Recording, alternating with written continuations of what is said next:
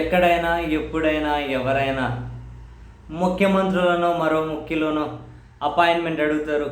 మేము ఒకసారి కలుస్తామంటారు, క్యాజువల్గా కలుస్తామంటారు, పని కోసం కలుస్తామంటారు.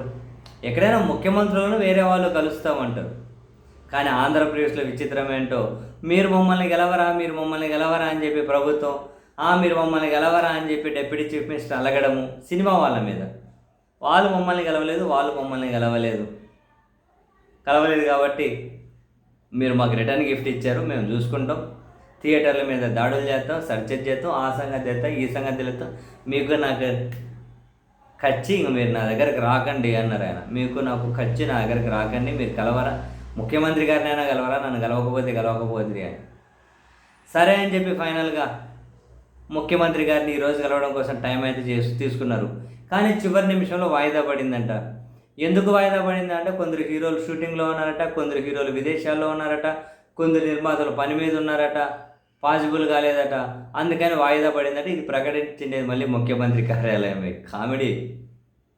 మళ్ళీ దాని మీద ఇప్పుడు తెలుగుదేశం పార్టీ టీవీ ఛానల్లో చూడండి, మా ముఖ్యమంత్రిని మీరు కలవరా, ఎందుకు, సినిమా వాళ్ళకి తీరిక లేదా, పిలిచినా కూడా వెళ్ళరా, డిప్యూటీ సీఎం మాటలు లెక్క చేయరా, మీరు రావాలి కదా, మీరు ఎందుకు కలవరు.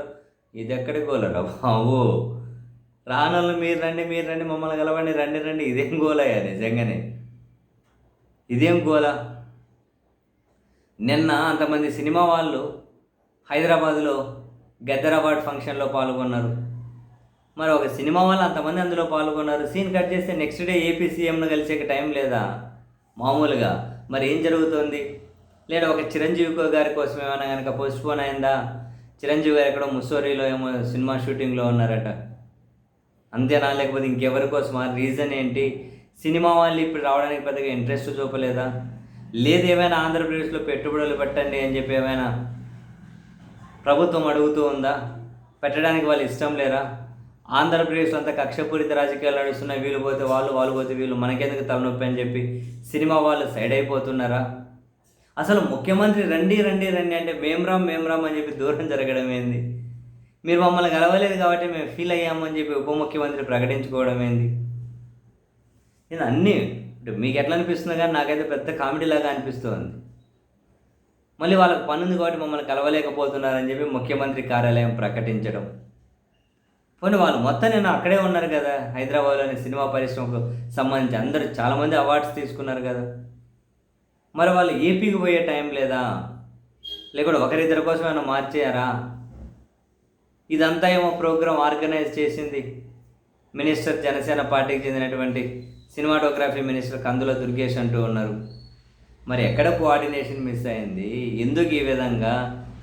అరే మా వాళ్ళని కలవట్లేదు, సినిమా వాళ్ళని టీడీపీ మీడియా ఎందుకు గగ్గోలు పెట్టుకుంటుంది? ఏమో మరి. నాకు తెలిసి అంత ఎంత కక్షలు కార్పణ్యాలు, వీళ్ళని కలిస్తే వాళ్ళ కోపం, వాళ్ళని కలిస్తే వీళ్ళ కోపం, ఈడ పెట్టుబడి పెడితే అది ఉంటుందో ఉండదో, తర్వాత ఎందుకు లేరా బాబు నెత్తి నొప్పి అని ఎవరికి వాళ్ళు సైలెంట్ అవుతూ ఉన్నట్టున్నారు.